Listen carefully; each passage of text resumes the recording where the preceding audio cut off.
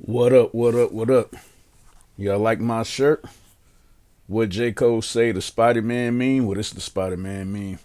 My first day wearing this shirt. I'm off work today, man, so um don't have to be with my kids teaching school up in the classroom, so I'm gonna go get some shots up because my basketball season starts again on April 9th, and I'm no longer playing with my one league that forced us to be co-ed because the men didn't know how to act and punching the referees and pulling sticks on opponents in the parking lot because they mad because they lost to some white guys and all kind of stuff like that. So league I'm going to is all men, so that's what it should be. That's what I'm happy about. But gotta get in shape for it. I dropped 3 pounds this week, and it's gonna get real intense because I got spring break the week after next. So I'm gonna look to drop about 15. So I'm gonna be looking a lot slimmer. But at any rate, we gonna make this short so I can get out here and shoot my threes and my free throws and do my cardio. But um, you might notice no notes, no where's my phone at? Yeah, I normally come to y'all and have all these notes in my phone, but not today because I just didn't want to do no 19-minute thing. It's been a struggle to get views lately. Like I'm not even cracking 50 views on my last few things. So um, when something ain't working, you got to keep trying something different. So uh, if you notice from the thumbnail, I used the old one because I had did some research and found out that Party Fontaine was gonna be the rapper slash thug B Rilla that Lou took an interest in. And if you don't remember, Party Fontaine is Megan Thee Stallion's ex boyfriend, I believe fiance. I think they had got engaged at one point, and he was the one that was devastated to find out that he was getting cheated on her. He got cheated on by her with Tory Lanez. So when she lied to Gayle King and said that she never messed around with Tory, but then she later admitted it, her and Party was still together when she messed with Tory. So I know a lot of y'all hate Megan Thee Stallion, but I'm not on that different subject. But um, I was wondering when we was gonna hear him rap because the description said he was just uber talented, and the only song y'all really know from him is a song he did with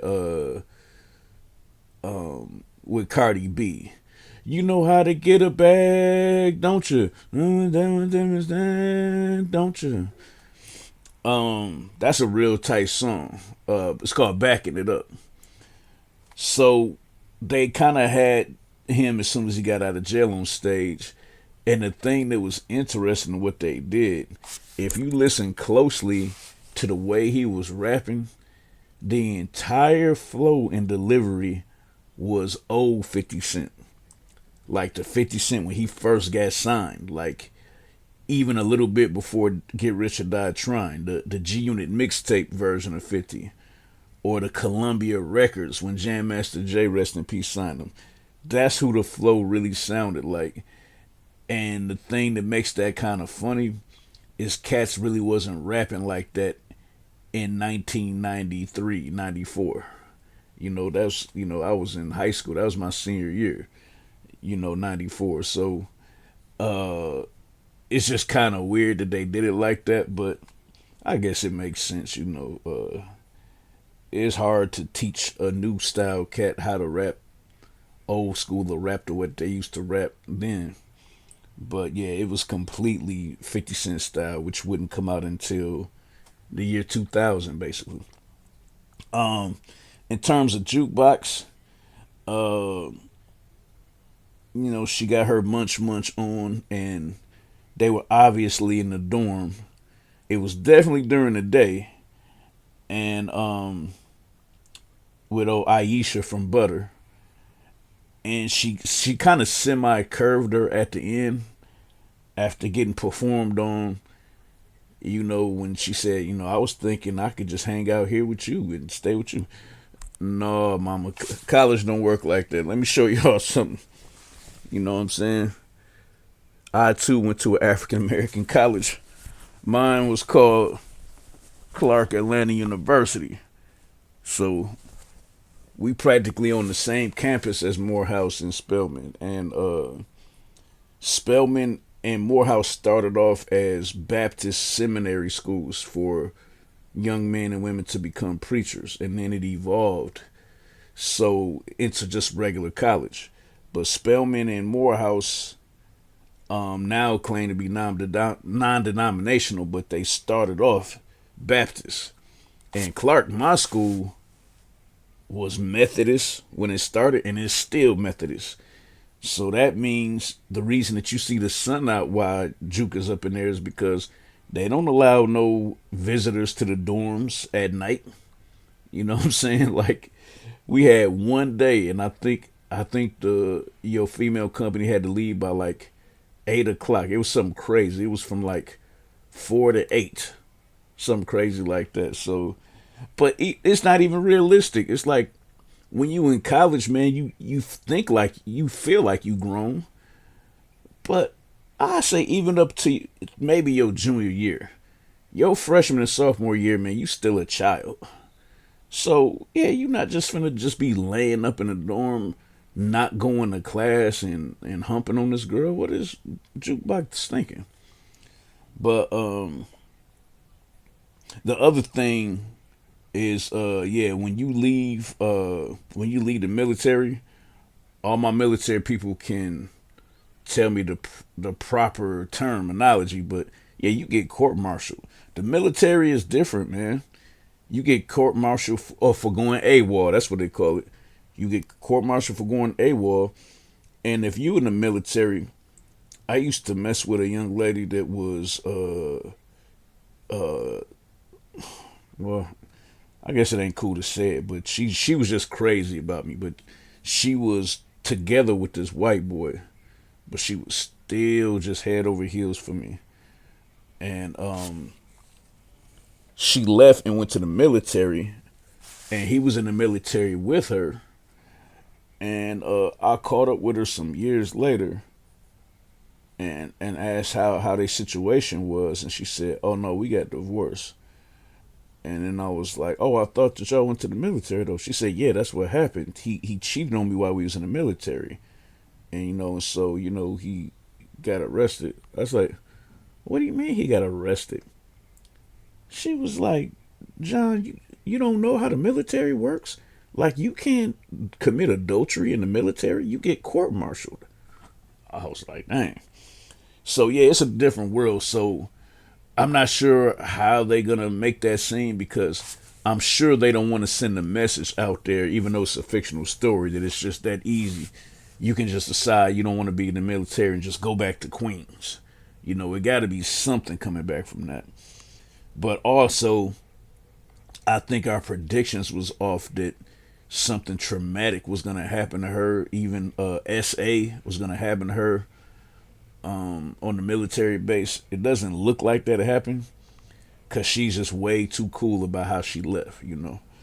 Um, Marvin, I kind of I kind of knew he was gonna mess up with Stefano. You know what I'm saying? Because that's the thing. Whenever you send somebody else to do your dirty work, they're not gonna do it the way that you would do it. That's why technically you're supposed to handle your own business. Because especially if it's gonna come back on you anyway. And I think he was a little bit too jokey joke with him. He said, "Yeah, just ring his doorbell, and and see who's home." And he was like, "Ding dong," and he was like, "Oh, Marvin, I like you so much." And he seemed real dismissive slash calm on the phone with Stefano, but I could tell that Stefano was pissed, because here's the thing: in mafia terminology, when somebody say he's a good earner, they are always hesitant to kill somebody that's a good earner, because that means I may not like the person, or I may even be angry at something that they do, but I'm always gonna spare their life because the bottom line is money. And if somebody brings my organization money, I'm gonna do whatever I can to not kill them, because it takes a long time for somebody else to step in and prove that they can earn the same amount or better than somebody else was bringing to the organization. So, in short, Marvin is gonna pay for that. I hope it's not with his life, but how can we guarantee that? Um, I think the other key scene to look at is Snap and Pop, and it may not seem fair, but a lot of times that's how business works. You killed Ronnie. Ronnie was working for us. Yeah, you worked out the debt of what you owe from him, but then just the regular profit in return that I expect, that wasn't there because you put all your energy into working off his debt. Now in Kanan's mind, he's just supposed to get what he get. But in their mind, it's like, no, you were operating as if all you had to do was get what you needed to get, but you really was going to have to double the amount of productivity that came back, because you got to pay for what's left over from Ronnie's debt plus what you was going to do hustling with us.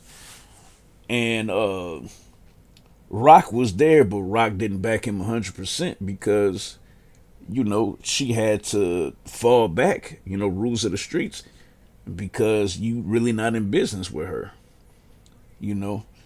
And it almost seems like she made a phone call or an agreement with Snap and Pop before this meeting to let him know, hey, I'm gonna be there so that he can understand how this go, but I don't want no violence. It seemed like they had a gentleman's agreement. And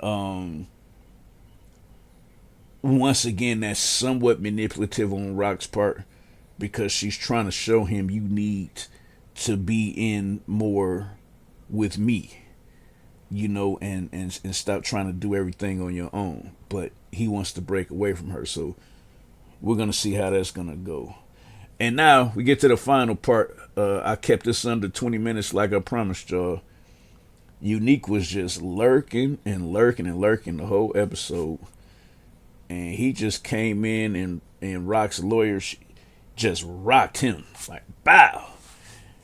And what was funny, the way she hugged him and the way she said, you're going to have to eventually tell me how you got all these connects. I think it was a combination of halfway starting to like him, but also noticed she put that coot noot on him that she could probably be privy to some of his plugs, and just basically using them. And maybe eventually I don't have to pay you for your lawyer services because I pay you in this bedroom. But Unique wasn't trying to hear it.